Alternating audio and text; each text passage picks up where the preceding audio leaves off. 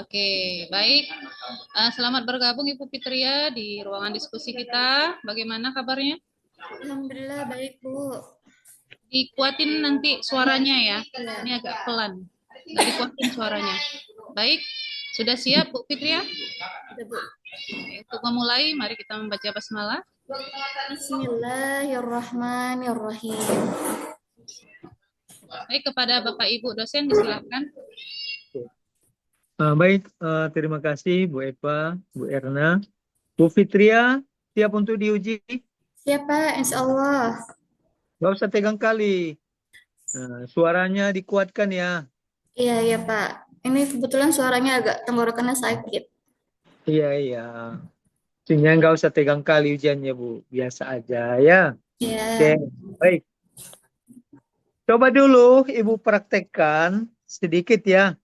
Cara Ibu menarik perhatian dan memotivasi siswa waktu Ibu mau mengajar. baik, Pak. Sebelum belajar, biasanya untuk menarik perhatian siswa, kita melakukan ice breaking dulu. Langsung dipraktikkan kan, Pak? Ya, silakan. Tangan ke atas menggapai bintang, tangan ke samping burung terbang, tangan ke depan ikan berenang, duduk yang rapi, siap berdoa. Seperti itu, Pak. Oke, bagus ya. Itu dilanjutkan aja. Apalagi dicocokkan dengan materinya, tambah bagus lagi, Bu ya. Iya, Pak. Tetap semangat. Uh, Kemudian, Ibu di dalam melaksanakan kegiatan pembelajaran itu tentu selalu berinovasi. Salah satu dengan inovasi itu memanfaatkan media-media online di dalam pembelajaran dan juga dalam sumber belajar. Silakanlah dulu Ibu jelaskan apa media-media yang Ibu pakai dan sumber-sumber belajar yang Ibu pakai. Silakan, Bu. Media-media belajar di dalam pelajaran itu tergantung materi yang saya buat, Pak. Saya menggunakan Canva ataupun media digital seperti YouTube, PowerPoint, seperti itu, Pak. Ataupun audio, rekaman suara. Itu, Pak. Oke.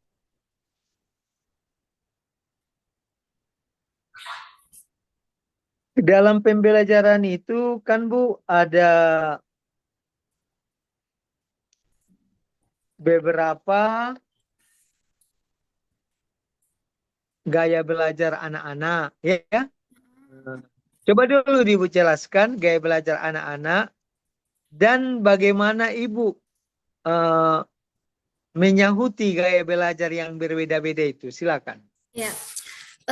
Gaya belajar anak ini bervariasi tergantung usia, minatnya, ya kan Pak ya. Jadi itu ada cenderung gaya belajar anak yang dari visual, di mana anak ini lebih cenderung dari melihat, seperti contoh Hmm. melihat seperti gambar, buku Hmm. bergambar, ataupun Hmm. melihat video.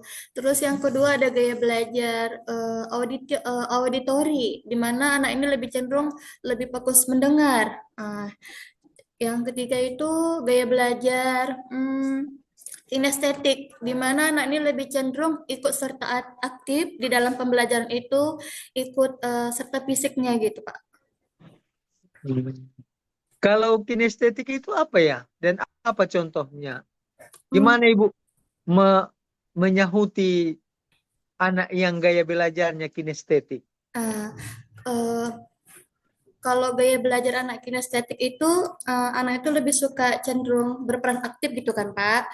Jadi, sesuai materi kita, contohnya kayak bermain peran, atau mengajak siswa untuk aktif dalam, misalnya dalam materi tersebut gitu. Oke. Kalau kinestetik apa metodenya dibuat? Metodenya ini apa namanya? Poster, poster bergambar gitu, Pak. Demonstrasi ya. Ya demonstrasi.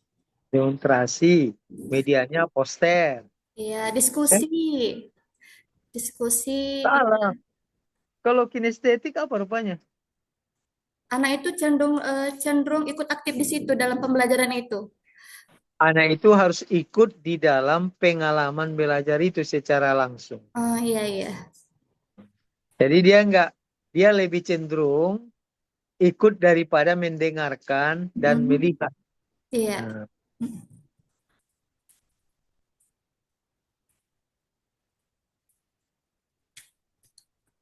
dalam pengembangan pembelajaran itu ada TP, ada ATP, ada pendekatan atau TIPAK. Pernah dengar TIPAK? Technological, Pedagogical, and Content Knowledge. Pernah dengar itu, Bu? Pernah dengar Pak, tapi agak selintas gitu. Bagaimana menyampaikan materi pembelajaran itu dengan menggunakan teknologi. Iya. Itulah dia. Mm-mm. Itulah tadi yang Ibu jelaskan tadi yang pertama Mm-mm. dengan penggunaan media-media online itu. Kalau ATP itu apa itu ya? AT- ATP ATP itu adalah alur tujuan pembelajaran yang apa di, itu? yang dikembangkan dari tujuan pembelajaran, gitu Pak. Hmm. Bisa dibuat contohnya? Contohnya kita mau misalnya contohnya kita eh, tujuan pembelajarannya supaya anak itu dapat eh, memahami eh, pengertian dari indahnya saling menghargai dalam keragaman, misalnya seperti itu. Atau siswa mampu memahami arti dari keragaman tersebut, seperti itu, Pak. Oke. Em,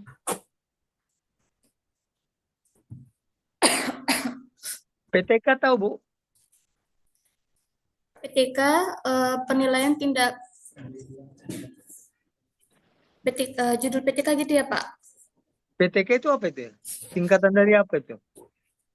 Penelitian tindakan kelas. Penelitian tindakan kelas. Hmm. Oh, dalam penelitian tindakan kelas itu kan ada, misalnya, coba dulu jelaskan pada bab pertama apa poin-poinnya, bab kedua apa, bab ketiga apa. Sampai proposal aja dulu. Hmm. Bab satu itu ada di dalamnya pendahuluan, bab dua itu ada kerangka teori, bab tiga itu ada metodologi penelitian.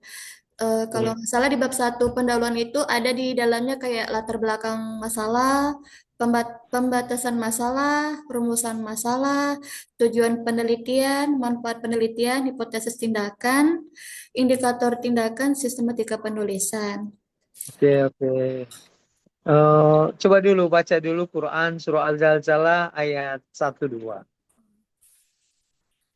A'udzu billahi minasyaitonir rajim. Bismillahirrahmanirrahim. Iza zulzilatil ardu zilzalaha wa akhrajatil ardu asqalaha. Sadaqallahul azim. Oke, ditulis dulu, Bu. Hmm, baik, Pak.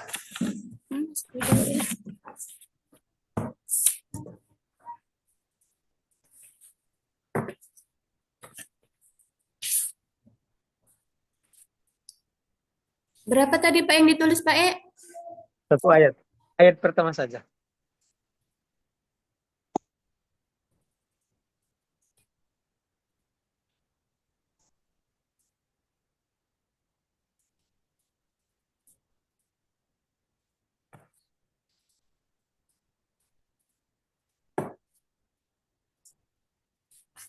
Sudah Pak.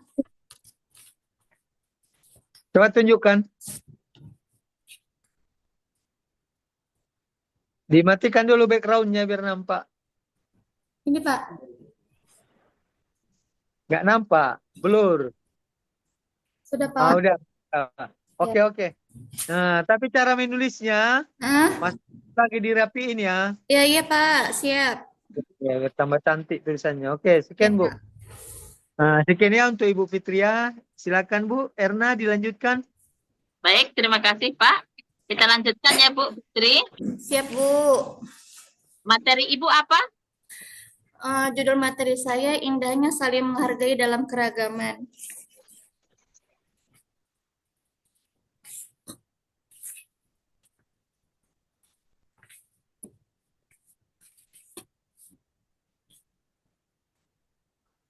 Oke, indahnya saling menghargai dalam keragaman.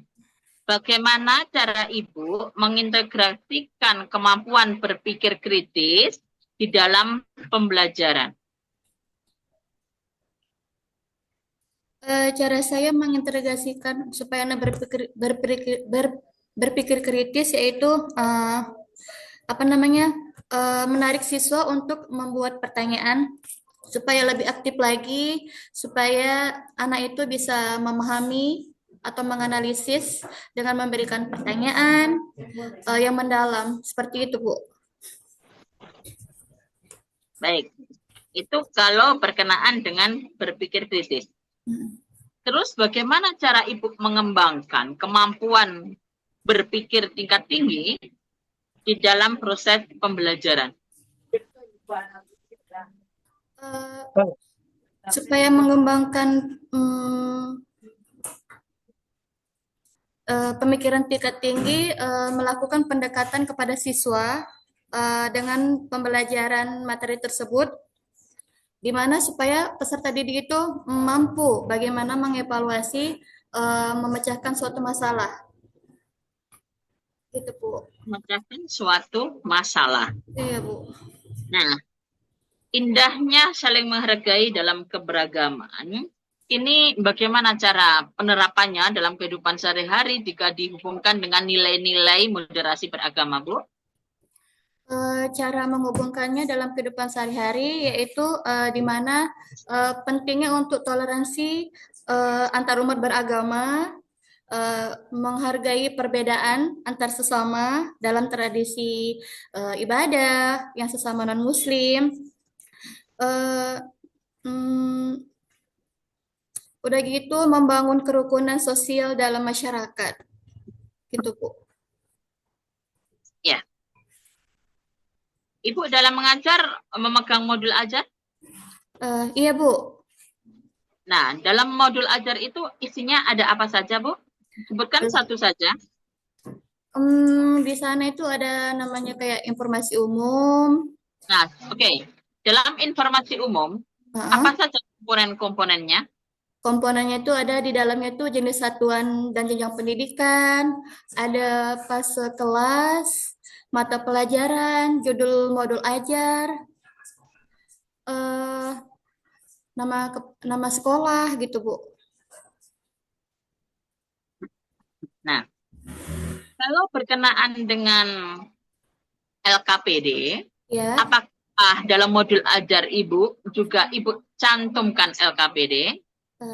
Iya, Bu, saya cantumkan LKPD di situ. Beberapa kayak pertanyaan, kayak pilihan berganda gitu, dan seperti kayak menjelaskan pemahaman, kayak bagaimana gitu, Bu. Isian misalnya atau esai seperti itu, Bu. Apakah ada remedi? Terkadang ada juga remedi saya buat. Ada, Bu. Ada. Pengayaan ada? Ada. Apa perbedaan antara remedi dengan pengayaan, Bu? Remedial itu di mana anak itu mengulang materi pembelajaran dari hasil yang sebelumnya yang mungkin kurang yang ditargetkan seperti itu. Kalau pengayaan itu di mana untuk penguatan materi pembelajaran itu, Bu. Oke. Apa yang Ibu pahami dengan asesmen? Asesmen.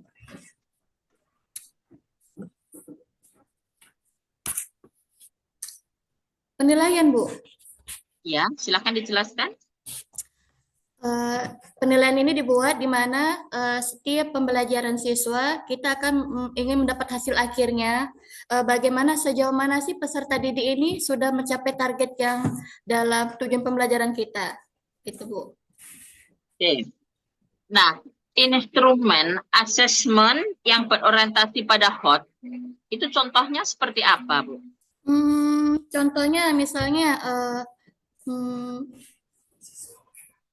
contohnya saya buat menganalisis bagaimana siswa tersebut mampu memahami betapa pentingnya indahnya saling menghargai dalam keragaman, seperti itu. Atau pentingnya untuk bersikap toleransi antar sesama umat beragama. Oke. Itu tadi kan indahnya saling menghargai dalam keberagaman ya, Bu? Iya, Bu. Dalam materi itu, sebutkan satu saja materi ajar yang bermuatan HOT. Yang berbuatan HOTS, peserta didik mampu memiliki kemampuan dalam menganalisis pentingnya indahnya saling menghargai dalam keragaman. Itu, Bu. Itu? Iya. Ya. Oke. Nah, kalau dilihat materi indahnya saling menghargai dalam keragaman, metode apa yang Ibu gunakan dalam menyampaikan materi tersebut? Metode PBL, Bu. Apa itu? Bermain peran di situ. Ya, silakan dijelaskan. Di situ di mana bermain peran anak itu peserta didik mampu bagaimana keragaman budaya di Indonesia yang bermacam-macam suku, bangsa dan budaya. Di sana di situ lalu kemudian dengan berdiskusi. Berdiskusi. Nah, bermain peran, berdiskusi. Bermain peran dan berdiskusi. Berarti 2 item itu, Bu, ya, metodenya? Iya, Bu. Oke. Silahkan, Bu. Ibu jelaskan yang berkenaan dengan P5. P5 itu proyek penguatan profil Pancasila. Nah, contoh pelaksanaan P5 itu apa saja, Ibu? Di sekolah kami itu ada kegiatan Jumsi, Bu, Jumat bersih. Terkadang kami setiap seminggu sekali mengadakan gotong royong seluruh warga sekolah. Atau mengelola sampah, mendaur ulang sampah. Di mana nanti mendaur ulang sampah itu kita buat seperti kerajinan. Seperti kayak membuat mozaik gambar dari dedaunan gitu. Atau nanti kadang kan anak itu memilah sampah, mana sampah-sampah yang memang perlu digunakan dan mana yang tidak, nanti dipilih tempatnya sudah tersedia gitu tempatnya masing-masing. Oh, tidak ada di sekolah Ibu, misalnya berkenaan dengan membuat makanan tradisional gitu? Ada juga, Bu, kayak buat ubi. Sekarang mana yang pernah Ibu lakukan secara pribadi? Kalau yang pernah saya lakukan seperti tadi, gotong royong, sama mengelola sampah tadi, membuat kerajinan kayak mozaik gitu, Bu. Oh, itu Ibu lakukan secara pribadi terhadap peserta didik Ibu? Sesama warga sekolah, kita terapkan. Itu meliputi kelas berapa? Semua kelas atau Enggak, cukup kelas satu tinggi kelas? aja. Kelas tinggi, Bu. Kelas 5, kelas 6. Kelas 4-nya tidak ikut? Kebetulan belum, Bu. Masih kelas tinggi dulu. Bukannya kelas 4 itu juga masuk kelas tinggi? Iya, masuk. Berarti jawabannya kelas 5 dan kelas 6, bukan kelas tinggi, kan? Karena kalau kelas tinggi itu ada beberapa pendapat. Kelas tinggi itu kalau secara umum itu kelas 4, 5, dan 6, kan, Bu? Tapi kalau kita lihat di modul universitas terbuka, di mata kuliah pendidikan bahasa Indonesia di SD, itu kelas tinggi itu kelas 3, 4, 5, dan 6. Itu ada suatu perbedaan, ya. Jadi kalau Ibu memang pelaksanaan P5 itu hanya di kelas 5 dan 6, itu tidak bisa dibilang kelas tinggi. Harus dijawab kelas 5 dan 6. Mengapa? Karena kelas tinggi itu harus mengikutkan kelas 4. Itu kalau secara umum. Kecuali kalau Ibu punya sumber tersendiri, kelas tinggi itu kelas 5 dan kelas 6. Oke? Iya, iya, Bu. Ya. Oke, terima kasih Bu Fitria. Saya kembalikan kepada Ibu Eva Juliana. Oke, alhamdulillah Ibu Fitria. Terima kasih Bapak Ibu dosen. Iya, terima kasih Pak dosen, Bu dosen. Baik, silakan di stop recordnya. Mari, Mas. Yuk.